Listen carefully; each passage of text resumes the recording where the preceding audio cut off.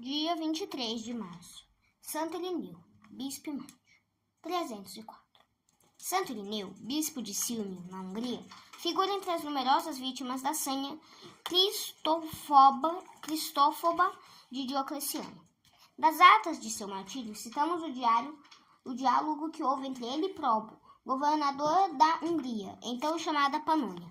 Obedece às leis divinas, que impõem a todos os homens adorarem os deuses, intimou Probo a Heleno. Este respondeu: amaldiçoado aquele que presta homenagens aos deuses, em vez de rendê-las ao único Deus verdadeiro. Probo: temos ordem do sereníssimo Senhor Imperador de castigar aquele que não sacrificar aos deuses. Heleno: a ordem de meu Deus é antes sofrer toda sorte de martírios que negar seu nome e sacrificar aos demônios. Probo: de duas uma, ou adorarás aos deuses ou serás entregue aos algozes. Iríneo: maior satisfação não poderia ter, pois assim teria a honra de participar da paixão do meu senhor. Probo deu então ordem para pô-lo no cavalete. Ao ver o bispo sofrendo tanto, perguntou: que dizes, Irineu? Nada resolveste ainda, Irineu? Estou oferecendo a meu Deus o sacrifício de minha confissão pública. Grande tristeza apoderou-se da família do santo quando teve notícia do que acontecia. Irineu, antes de ser elevado à dignidade episcopal, havia se casado, o que naquele tempo era permitido devido à dificuldade de encontrar homens solteiros para o sacerdócio. Depois, porém, de ter recebido as ordens, viveu em conformidade com as leis da igreja, em absoluta continência. Vieram a mãe, esposa e filhos, todos consternados pelo triste espetáculo que se lhes desenrolava diante dos olhos. Os filhinhos abraçaram os joelhos do pai e, entre soluços e lamentos, exclamaram: Paizinho, tem pena de ti e de nós. A esposa, desfeita em lágrimas e quase fora de si de dor e tristeza, estreitou ao coração e disse: conserva-te para mim estes inocentes penhores do nosso amor. A mãe soluçava altamente, com ela todos os parentes, que se colocaram ao redor do instrumento do martírio. Todos, cada um do seu modo, se lhe dirigiam, pedindo que tivesse dó dos filhinhos. Irêneo, porém, inflamado de um amor mais santo do que o da carne e o do sangue, opôs a estes pedidos e protestos dos amigos a palavra de Jesus Cristo. Quem me negar diante dos homens será por mim negado diante de meu Pai, que está nos céus. E nada mais respondeu, apesar de insistirem para que tivesse pena de si. Ao começarem as lamentações dos amigos e parentes, Probo perguntou ao mártir: que dizes? Não tens dó das lágrimas de teus íntimos amigos? Ainda não queres abandonar tua absurda pertinência? Então a ternura é indigna de um homem? Poupa a flor de tua velhice e sacrifica. Irêneo respondeu: o melhor modo de poupar-me é cuidar da minha eterna salvação, e não sacrificar aos deuses. Probo ordenou que o mártir fosse levado ao cárcere, onde ficou por algum tempo, sempre sofrendo dos maus tratos. Conduzido novamente à presença do juiz e algoz e intimado a abandonar a religião, Irineu declarou: faze o que as leis do imperador te ordenam. Não mudarei meu modo de pensar. Ouvindo estas palavras, Probo mandou espancar barbaramente. Irineu, no meio do martírio, disse: tenho o meu Deus que adoro desde a infância. Ele me dá a força e a ele ofereço sacrifícios. Mas ídolos feitos por mãos de homem não os posso adorar. Probo: trata de conservar a vida. Ainda não sofreste bastante? Irêneo: eu conservo a vida e fujo da morte, porque sofrendo alcançarei a vida eterna. Não tens esposa? Perguntou Probo. Não, respondeu Irineu. Não tens filhos? Não os tenho, respondeu Irineu. Não tens pais e parentes? Não. Quem então fará aquelas pessoas que no primeiro inquérito que houve tanto choraram por tua causa?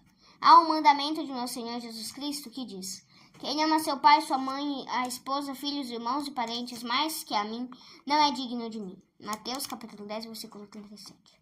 Elevando, pois, os olhos para meu Deus, a quem adoro, lembrando-me da felicidade que me foi prometida, esqueço que sou pai, marido, filho, mestre e amigo.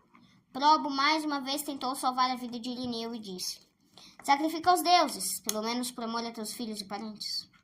Irineu: meus filhos têm o mesmo Deus que eu, e ele é seu pai e pode dar-lhes a salvação. Cumpre, portanto, as ordens que recebeste. Probo: Pela última vez te digo, salva tua vida, sacrifica, para que não me venha obrigado a entregar-te aos últimos tormentos. Faz o que entenderes e verás quanta paciência e força meu Senhor Jesus Cristo me dará para sofrer tudo. Bem, eis a sentença. Ordeno que Irineu seja lançado ao rio por não se ter sujeito às ordens do imperador. Irineu. Depois de tantas e tão terríveis ameaças, esperava 1000 outros tormentos e finalmente a morte pela espada. Vejo que tens dó de mim, não me aplicando as penas mais fortes que aquelas que esperava, mas peço-te experimentares em minha pessoa o martírio maior, para que possas conhecer com que coragem os cristãos desprezam a morte, quando devem sofrê-la por causa da fé. Probo, pasmo e ao mesmo tempo irritado pela constância e intrepidez do santo bispo, ordenou que o mesmo fosse decapitado. Irineu, ao ouvir esta nova sentença, exclamou: Graças vos dou, Senhor Jesus Cristo, que me destes paciência e fortaleza para sofrer as dores do martírio, e que vos dignaste de chamar-me a eterna glória. Tendo chegado à ponte, elevou as mãos ao céu e disse: Senhor Jesus Cristo, que por vontade vossa sofrestes pelo mundo, estejam abertos os céus. Esperem-me os anjos, vossos ministros, para me receber. A mim que sofro pelo vosso santo nome, e pelo povo que me confiastes. Imploro a vossa misericórdia para que me acolhais benignamente e fortaleças na fé a igreja de Círmio. Imediatamente lhe foi dado o golpe mortal e o corpo atirado ao lave. O martírio de Santo Irineu teve lugar no ano de 304. Reflexões. Não temos de lutar contra inimigos e perseguidores da nossa fé, como Santo Irineu, que, desprezando os sofrimentos do martírio, as súplicas da esposa, as lágrimas dos filhos e parentes, preferiu dar a vida em testemunho de suas convicções religiosas. A nossa luta é outra, mas não menos terrível.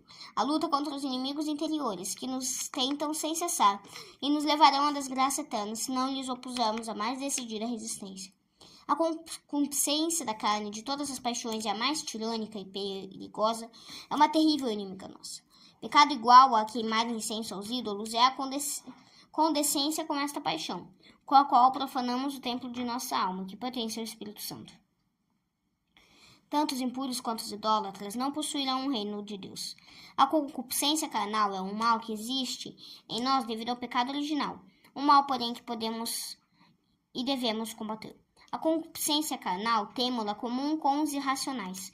Estes não a combatem, porque neles é instinto. Nós, porém, devemos combatê-la e domá-la, porque é indigna de nossa vocação sobrenatural. Deus quer que a combatamos e nos auxilia com a sua graça. Dá-te inteligência e instruir-te no caminho que has de andar. Não queiras ser como o cavalo e o mulo, que não têm entendimento. Salmos capítulo 31, versículo 8. Injúria a Deus, desrespeita a nosso Senhor, vilipendia de sua própria natureza. Quem afirma ser a prática da virtude da pureza, coisa impossível. Tudo posso naquele que me dá força. Epístola aos Filipenses, capítulo 4, versículo 13. Para conservar-nos puros é indispensável que afastemos de nós o perigo à ocasião, sem que ponhamos freio aos olhos, sem que recusemos ao corpo as delícias que reclama, sem que imponhamos moderação aos nossos apetites, sem que fujamos das más companhias que nos aparecem em forma de pessoas, livros, revistas, divertimentos, não nos será possível sairmos vitoriosos da luta contra a concupiscência. Susana, José do Egito, São Luís Gonzaga, São Tomás de Aquino mostram-nos como devemos combater o nosso poderoso inimigo. Imponhamos-nos como primeira condição para nos livrarmos do perigo a fuga das ocasiões e a mortificação dos sentidos, sendo que a oração e a confiança em Deus são também indispensáveis. Sabendo eu que não me podia conservar casto, recorri ao Senhor, pedindo-lhe auxílio. Confessa Davi: com a graça de Deus e nossa boa vontade, com a oração e a vigilância, conseguiremos também a vitória sobre o inimigo de todos, o mais temível.